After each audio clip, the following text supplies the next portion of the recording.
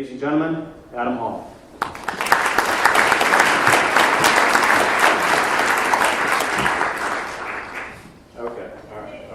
A somewhat opinionated perspective on technology and education, with the hope that you'll walk away from this presentation inspired, confident, motivated, all of the above, I hope. And a little bit about myself before we begin. I'll reiterate some of what was said there by Jay. I live in sunny, warm, tropical Fort Myers, Florida. I know I'm supposed to endear myself to you. I don't know if that did. We are the home of the Red Sox spring training. Florida is a little bit slow for this city boy. I lived about a third of my life in fun-filled Manhattan, earned a degree from Columbia University in economics, stuck around for as long as I possibly could until settling down became the preferred option. I live in Fort Myers, Florida with my lovely wife Angie and our 3 beautiful babies, Chloe Grace, who's 4, Charlotte Rose, who is 2, and Cooper Fox, who is 5 months old. And I mention the children and their ages because I'm hoping to connect with some of you in the audience who are parents of multiple young children. I believe we share one of those precious, indelible, and often painful bonds, don't we? How many in the room have multiple children under the age of 4? God bless us. That was a wonderful thing. By way of my professional background, I served most recently as president of SkillsTutor for Houghton Mifflin Harcourt. Is anyone here familiar with SkillsTutor or Skills Bank? Anybody familiar with Houghton Mifflin Harcourt? Okay, well that's where I worked. Before joining HMH, I was the co-founder and CEO of Impact Education, which was a small distribution and consulting firm, software distribution and consulting firm that I sold to HMH in 2010. And I stayed on for 2 years to see through the integration of the 2 companies. And looking back, I definitely enjoyed experiencing the entrepreneurial world of a startup company and then transitioning into the massive global publisher as a cog in the wheel. It really gave me a very different and valuable perspective on the education market and the dynamics. However, for reasons, many of which are underscored by the content of this presentation, I chose to leave the big education company world and get back to my roots as an entrepreneur and a person who really wants to see things done a different way, a better way. So currently I'm in the middle of starting up a new business in the brain science space that correlates brainwave activity with, specifically attention levels, with what's going on in the learning environment, with the goal being to understand what modalities and other factors influence attention levels, and then to use those data to help personalize the learning experience for every child. I would say it's not brain science, but it's brain science. In my spare time, I serve on the school board of our local Catholic high school in Fort Myers. I serve on the education board of directors for SIIA, the Software Information Industry Association. I'm on multiple committees for COSIN, Consortium for School Networking. Serve on the board of directors for an instructional software company out of the UK called Penda.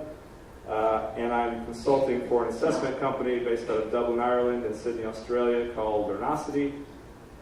Coach freshman football, and I like to fish. So that's who I am. So what I'd like to talk about today is technology, and specifically why technology has not revolutionized education, nor brought about the utopian system that many of us might have expected by now. But more important to address why I think it still can, and even more important, why I think it still should. And please be warned that some of what I might say you may disagree with, and that's perfectly fine.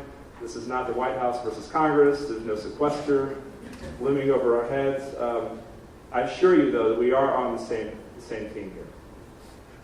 I also ask that you please keep an open mind. So let's start looking at the reality of the past 25 years in education with a specific lens focused on technology, and an even more focused lens on to what extent technology has delivered a more efficient system. And before we go there, let's make sure we're on the same page with definitions, because I believe that words are important in this case. A more efficient system assumes a system where we're doing more with less. And I know that's a painful phrase for many of you out there. But I'm not talking about doing more with less because we have to. I'm talking about doing more with less because we want to. A more efficient system is one where we're able to handle increased capacity without a relatively equal drain on resources, be them financial, human, or whatever. It's where teachers have more time to teach. It's where administrators have more time to administer. It's a function of time versus output. An improved system assumes that we are producing more at a better quality at a speedier rate.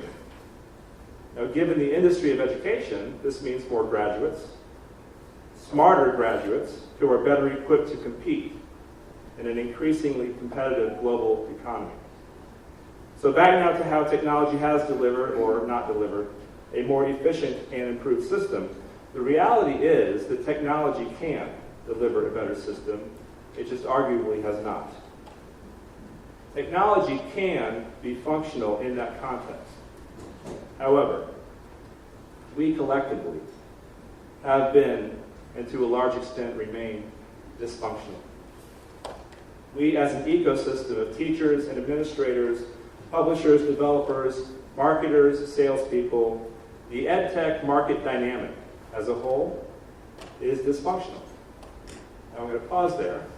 Are we still friends? I hope so. Think about it. Why has technology revolutionized every other industry but education?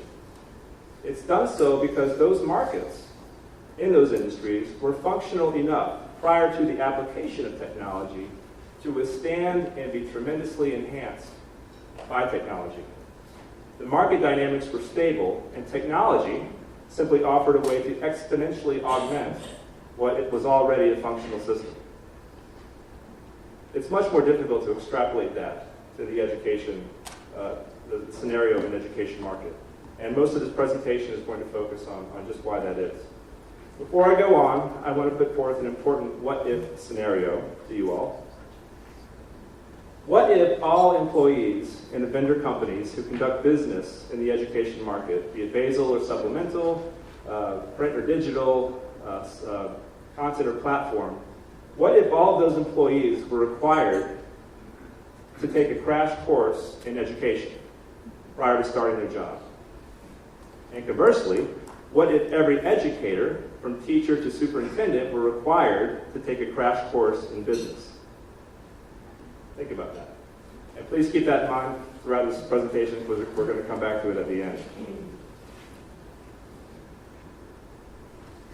In a business-to-business transactional scenario, where let's say a car company that produces and sells cars needs to purchase materials and parts, such as tires, to make those cars, the company is constantly thinking the following: we must deliver the best product at the least cost for the highest price to maximize the return to our shareholders.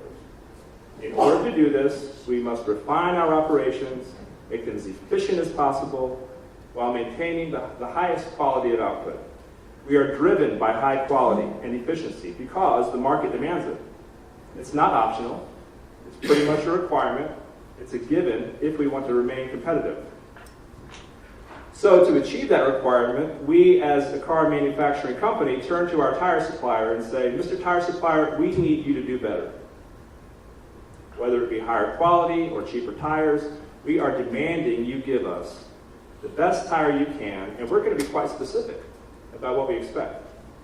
We need more tread. We need stronger rubber. We need higher safety ratings, whatever. And what does Mr. Tire Supplier say? Okay, you got it. We're on it. But Mr. Tire Supplier also says, you know, we have our own market forces to contend with. We have our own shareholders. We have our own competition to think about. And Mr. Tire Supplier pushes back on the car company to the extent he can until a nice equilibrium is reached and it all balances out. And theoretically, we're getting the highest quality tires at the highest yield in the most efficient manner, which leads to the highest quality cars at the highest yield in the most efficient manner. And no, I'm not here to teach you Econ 101, but I'm also not even going to bother asking you the question of whether or not that market dynamic, that efficiency as a market dynamic even exists in the education technology context? Because the answer is a big no. Now, let me pause and clearly and emphatically state the following. Students are not cars. Schools are not car companies. I do not sell tires or manufacture them. However, we as a society, we seem to demand more from cars and tires than we do from students and schools. And note that I use the word demand and not expect. Of course we expect more from our students and our schools. Look at Common Core. The whole premise behind Common Core is to establish expectations of excellence and attempt the best we can, nationally, to address the inherent inequity among those expectations. But do we demand more? Demand is an economics term. It affects market behavior. It has consequence built into it. I'm not a professional educator. I'm a businessman. And it took me quite a long time to be proud of that when talking to educators. I'm coming at this from the other side, which should actually help lend credibility to what I'm saying here, because in dissecting and criticizing the dynamics around how educators and vendors interact in a market dynamic, I'm somewhat throwing myself and my publishing brethren under the bus to a large extent. Honestly, education publishing has had it kind of easy over the past 25 years, in large part because much was expected, very little demanded. The fact is, rather than bilaterally engaging you all in a healthy and intense dialogue around what you demand and what we are willing and able to provide and at what cost, we've glad-handed one another. We've maintained a comfortable yet far from ideal status quo. Instead of a dialogue that would drive innovation from our side and improve process from your side, I, representing my side, have engaged you in relationship building. I've striven to become your bosom buddy. You procured books and software for me for decades, and we've both been quite satisfied to do the same old thing. It's really true of textbook and supplementals. You're not asking too much for me. I'm not on the hook to give too much to you. The money's there because the taxpayer is footing the bill, and all is copacetic. And I guess all is copacetic until you look at the following. The quality of our collective product could be a lot better, i.e., we could be delivering more learned learners who are better equipped to compete globally. We collectively could be better positioned among our competition, i.e., our global rankings leave much to be desired. Our collective margin of error could be lower. We could have far fewer dropouts. Our collective efficiency rates could be higher. We could be doing more with less. Teachers could have more time to teach. Our mutual shareholders could be happier. Taxpayers could have more faith in the education system. It's really not copacetic when you look at it from that perspective. But the hard truth is, that is the perspective that dominates current thinking, at least among industries outside education. And it's that thinking driving all those industries that have been revolutionized by technology, and that's where I'm going with this. It's time that we agree, collectively, to break this cycle of mutual satisfaction with the status quo and mediocrity, and recognize that we are paying a huge opportunity cost by not using technology to its fullest to achieve improved systems and improved output. So you might be scratching your head thinking, well, wait a second, we've had technology for decades, and then we've invested in it, and we've done our part, we've invested in trainings, and here we are. But that sad truth hones in further on my point that it's not the technology's fault, at least not fully. Rather, it's the fact that we've expected technology to miraculously deliver outcomes without demanding from ourselves the disciplined implementation factors that are required to fulfill those expectations.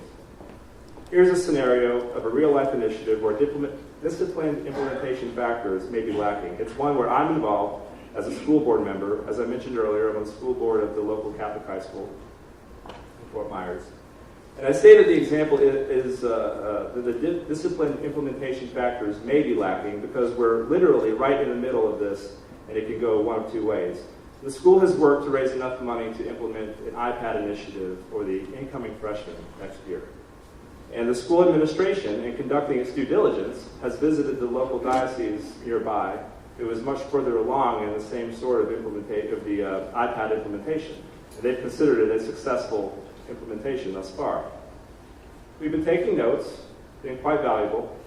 However, there's one underlying implementation factor that really is bothering me, and it's a doozy.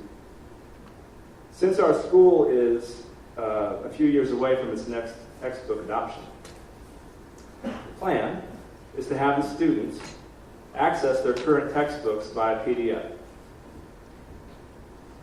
photocopies, with the publisher's permission, of course. That mentality is stuck in the old paradigm. I mean, they can digitize the book, they can digitize the chalkboard, they can digitize the boring old lecture, but they're basically just replicating traditional methods by a really cool new medium. What they should be doing, and what I'm advocating strongly for at the board level, is to think about using iPads and the surrounding technologies to do entirely new things that weren't even possible before. An example is, look at the function of time versus learning. In our old, or sadly current, paradigm, we've held time constant and kept learning variable. Right? There are a certain number of hours in the school day. There's a specific curriculum and pacing guide that we follow. Teachers introduce a concept on Monday, they finish by Friday. A third of the kids have the concept mastered by Wednesday.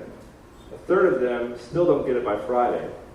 And that leaves the sum, or the majority of the kids, either bored or frustrated as they move on to the next week's topic, and the whole cycle perpetuates. Time is constant, learning is variable. Given an iPad initiative, should we apply the inverse of the time learning function? Shouldn't the learning be constant and the time variable? Using my iPad, I can learn anytime, anywhere. There's no fixed period of time. The constant, the must-have, should be that I actually master the concept before moving on to more complex content. If the school implements the iPad initiative with efficiency and efficacy driving every implementation factor, it will succeed, and it will end up being the flagship technology school in Southwest Florida. I'm very confident. We shall see. Is anyone here familiar with Project Red? For those of you who are not familiar with Project Red, it is the culmination of some really fantastic and seminal research conducted by two of our well-known colleagues, Tom Greaves and Jeannie Hayes. Some of you may know them. I'll give you the Reader's Digest version of the research. The hypotheses were threefold. Properly implemented educational technology can substantially improve student achievement.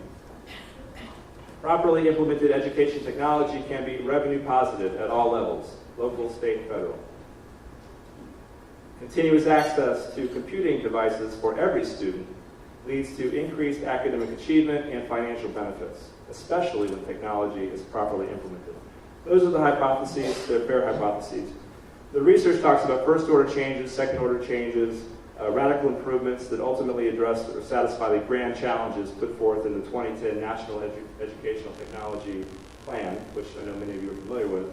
The fourth grand challenge of that plan talks about delivering a system where students learn at twice the rate and half the cost. Definition of efficiency.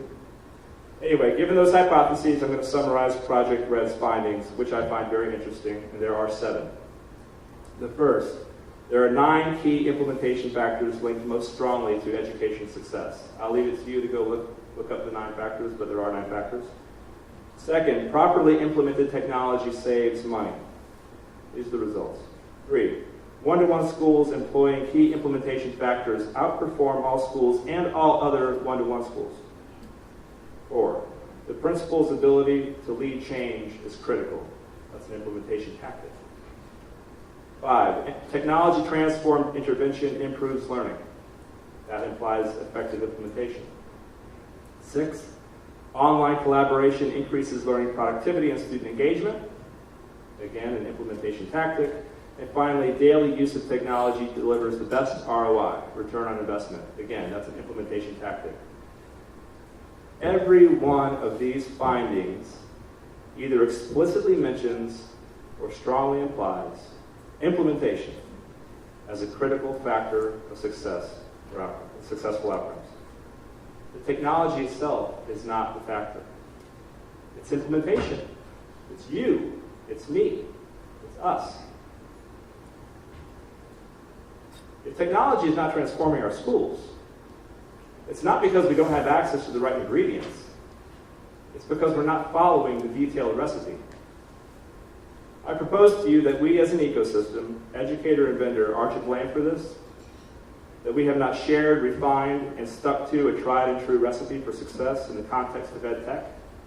But I also propose to you that we are the only ones that can fix this. The educator and the vendor. You and me. Not the taxpayer, not the student, not the parent. Educator and vendor. I'm producing a mediocre solution because you're willing to buy a mediocre solution and then apply mediocre training, release a mediocre implementation, and you get mediocre results, and we all sit there and wonder what happened. If you demand more from me, I will be forced to deliver more to you. If you commit to not just adopting technology for technology's sake, but commit to true and sustained fidelity of implementation, I assure you, you will get results. Part of that commitment is shifting your mentality away from technology as an add-on. You know what really gets me? Is when a textbook salesperson throws in technology as gratis to win a big textbook deal, sweeten the pot. This happens all the time in textbook adoption cycles. It sends the complete wrong message. It's reacting to the paradigm without shifting with the paradigm. Imagine living in 15th century Europe. And let's say I'm the business partner of Johann Gutenberg, the guy who invented the printing press. And my job up to this point was to sell papyrus, ink, and quail pens to the local monasteries, whose job it was to meticulously copy the Bible word for word for mass distribution throughout Europe. And one day my business partner Johann comes up to me and says, Adam, you've got to check this out. I have this really cool new invention. It's called a printing press. And I'm just so excited about this thing.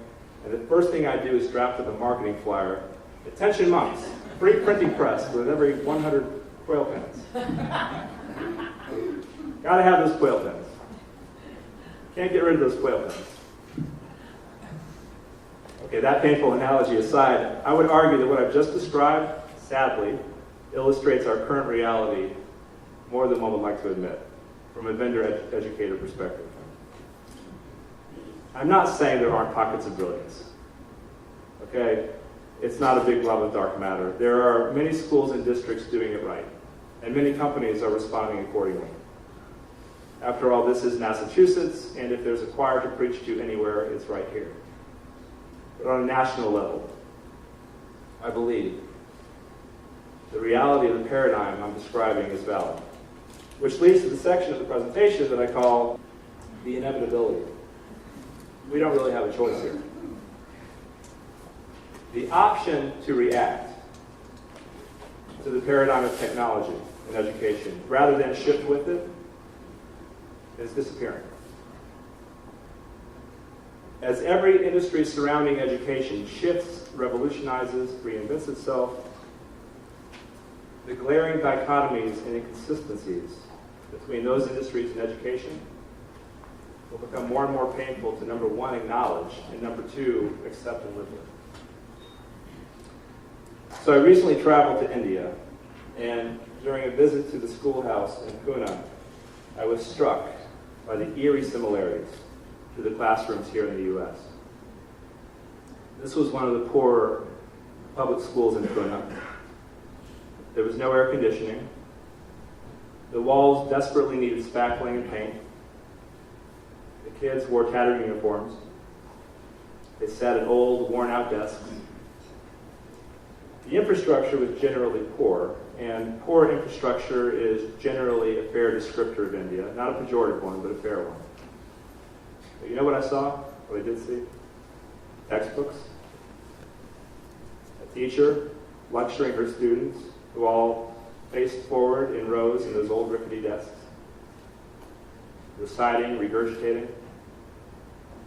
I had the chance to address the class for 30 minutes. They spoke surprisingly good English, actually. And as I answered their questions about Miley Cyrus, you guys know me well enough now to know that now that's a tough conversation to have. And President Obama, which was a much easier conversation to have. I intuitively pulled out my iPhone to assist me, show pictures and videos. These kids had never seen an iPhone. These kids lived in shacks. One of their chores, which when I witnessed it, I took for playing in the mud, okay? I'm sitting there thinking of my little 4-year-old Chloe as I'm watching this little girl play in the mud and build her little mud castle. And I'm enjoying this little moment of innocence and playtime. And then my colleague Nazneen walks up to me. She's from Pune. And she says, "Oh, she's making cow dung pancakes." Excuse me? I snap out of my little wonder world. Cow dung what? Nazneen proceeded to explain to me what a cow dung pancake is and why this little girl was crafting them. This little girl was not playing in the mud. Rather, she was doing one of her daily chores. She was fashioning and molding cow dung into pancakes that when you dry them, they serve as very slow-burning fuel to heat her family's meals. You think my paradigm didn't shift? You think they weren't blown away by the iPhone? I found out later that most of these children had never seen an American, let alone had a QA with one. The surroundings and general resources available to that school in Pune were far less comfortable and refined than what we have here in the U.S., but the paradigm was generally the same. They have an excuse to function in that paradigm. I propose to you that we do not have an excuse. Now, I believe very strongly we have an overall better system over here than they do in India. Don't get me wrong. It's not nearly as good as it could be. We simply don't have an excuse. Why aren't we flipping classrooms in math and science for populations where we know it works? I know many of you are, but not enough. Why aren't we committing to comprehensive and sustained professional development around how to best implement technology in education? Why aren't we implementing one-to-one across the board?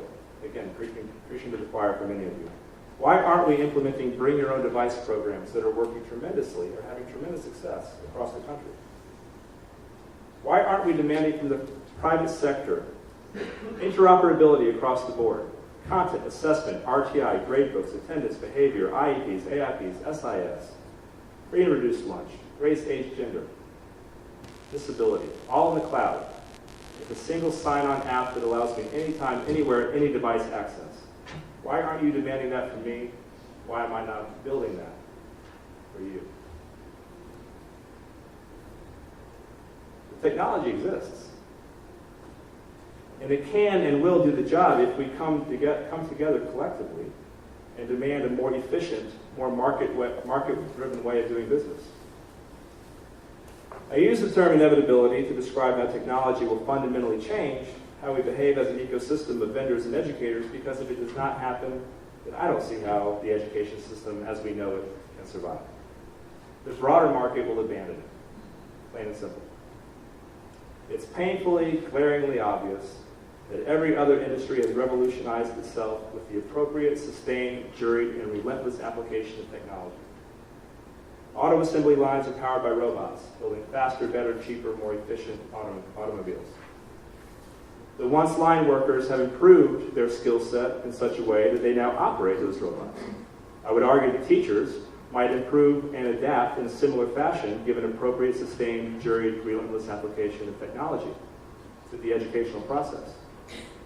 Look at the other industries: freight, land, air, and sea, the stock market, telecommunications and media, social media, e-commerce.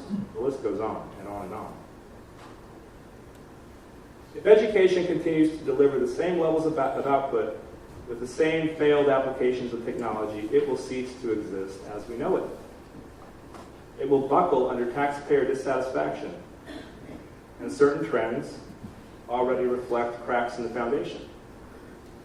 Look at the increased popularity of homeschooling. Look at charter schools. Look at virtual schools. The OECD projects that by 2025, there will be 265 million students ready to enter college. To accommodate for that demand, if we stick to the quail pen paradigm, we would need to build 4 universities the size of UMass Amherst per week for the next 15 years. I don't know about you, but I just don't see that happening. By the way, I need to give credit to Richard Collada, who used that factoid in one of his TED Talks. So, thanks, Richard. Point is, we collectively as an ecosystem, public and private, can do better. I'm not suggesting that we adopt the same philosophies of the corporate world. I'm not suggesting that. But we need to voluntarily and intentionally subscribe to some of the same disciplines that are a natural byproduct of the corporate world. In the corporate world, assuming generally free markets, this takes care of itself because of the market forces and dynamics we talked about. Our reality is different, and for many good reasons, such as the fact that students are not products. But we should still demand discipline from ourselves and excellence as the result. We need to open our eyes and force ourselves to see what it's costing us to do it the same old way. Not the direct costs, the opportunity costs. We either do it now, voluntarily and intentionally, and start to manifest efficiencies, improve processes, and fix what's broken, or it becomes so painfully obvious that we have our heads stuck in the dark ages with Gutenberg's business partner that the whole thing is worth. So that gets us to the, well, how do we do it? The how has everything to do with a bilateral commitment between you, me, educator, vendor, that we will change. The commitment will be to weave technology so intricately, so ubiquitously into the fabric of education that we won't remember how we got along without it. For instance, how many of you who have iPhones or BlackBerries, how many of you ever survived without your iPhone? Or feel like you ever could have survived? I know I'm one of those people. One of Steve Jobs' main goals was to give you the ability to intuitively do things you hadn't even realized you wanted or needed to do. Your phone is your alarm clock, it's your calculator, it's your radio, it's your TV, it's your calendar, it's your video conference tool, it's everything. In education, what are the must-haves but we don't know what they are yet? That can be delivered and driven by technology. I'm not proposing that we do away with pedagogy, not at all. You all are the experts around how a student learns and how to teach that student. I'm proposing we have an educational system so refined through technology that if one day we feel like teaching with a chalkboard or keeping a written grade book or paging through a hardcover textbook, we can because we choose to step away from the refined, efficient systems for reasons that are whatever they are. Perhaps nostalgia, perhaps you just like the feel of paper and chalk. The point is, at that juncture where you are choosing to step away from the refined, efficient system, you're doing so because you have a choice to do so. Right now, we don't have a choice. We do things the way we do them because that's the only way to do them, or it's the only way we trust, right? Technology right now is the alternative option at best, and a risky, dysfunctional one at worst, given poor implementation and mediocre solutions. In a new scenario, where our collective ecosystem has made mutual commitments to one another, where we've committed to the specs and delivery and interoperability and training and sustained use of a paradigm-shifting system, we've empowered ourselves with choice. We can choose to let the refined system do most of the work, or we can choose to do it old school, because we feel like it. At that point, if one chooses to implement a classroom dynamic similar to the one I witnessed in India, it's by choice and not by necessity. It's similar to why I might drive a 57 Chevy versus a new Camaro with all the bells and whistles and features I can't even think about. Or similar to owning and playing an old record collection versus the more convenient MP3. How many of you shop on Black Friday? Okay. I thought there'd be more. What is the alternative to Black Friday? Cyber Monday. So some of you, a few of you, may take masochistic satisfaction in fighting those crowds and competing for the deals and taking in the holiday spirit. instead of getting the same or better deals from the comfort of your couch and your pajamas. You may choose to punish yourselves. Trust me, I'm the Cyber Monday guy, all the way. Point is, there's a choice. Choices. You don't have them unless you refine your system so well that you can rely upon it to the point where you can choose to step away from it. Isn't that why we strive to get a good education in the first place? Have choice? If I drop out, I'm narrowed into a fast food job. If I get a degree, then my window of opportunity widens and I have choices. That education is what empowers me to ultimately have choice. Technology, applied in the right way, will ultimately empower those in the education system, teachers, students, administrators, parents, to have choice and be more effective in their particular role. Imagine the day when, years from now, a teacher brings in to her classroom for show and tell her old social studies textbook, and the kids marvel in awe of how ridiculously difficult it must have been for their beloved teacher to be so limited by a book. And Billy asks, well, what did they do if they printed a mistake? Or what did they do if history, for whatever reason, proved wrong, or they had to make a change? Or how did they keep information current? Keep in mind that for a digital native, current is right now. Just passed. That was current. Billy will expect immediate gratification. We need to demand it for him. Here are two photos of what French illustrators in the year 1900 envisioned the world looking like in the year 2000. You got a classroom, familiar paradigm, right? With kids using a contraption, illustrating as best they could their concept of what I imagine is a computer. How on earth could they have visualized accurately what would ultimately evolve from that concept? It reminds me of the ending of Back to the Future when Marty McFly and Doc are throwing junk and trash into the flux capacitor for fuel. No? Okay. What's that? The banana peel, exactly. Well, it's not a banana, it's a textbook. And here's another, airplane taxis. These illustrators back in 1900 could imagine what flight might have looked like, and it just so happened that flight actually occurred 8 years later in Kitty Hawk, North Carolina with the Wright brothers. But these artists couldn't imagine at the time what airports would actually look like, or just how massive and far-reaching and trans-industry transforming air travel would become. I would argue that when we digitize textbooks, or digitize the chalkboard, or digitize the old, boring, time-is-constant lecture, we're exhibiting the same type of myopic visualization. We're not seeking the new paradigm. We're not thinking big. We're not thinking creative. So to conclude, I propose that we need to make a deal with one another. And I mean a deal between publisher, vendor, and educator, vice versa.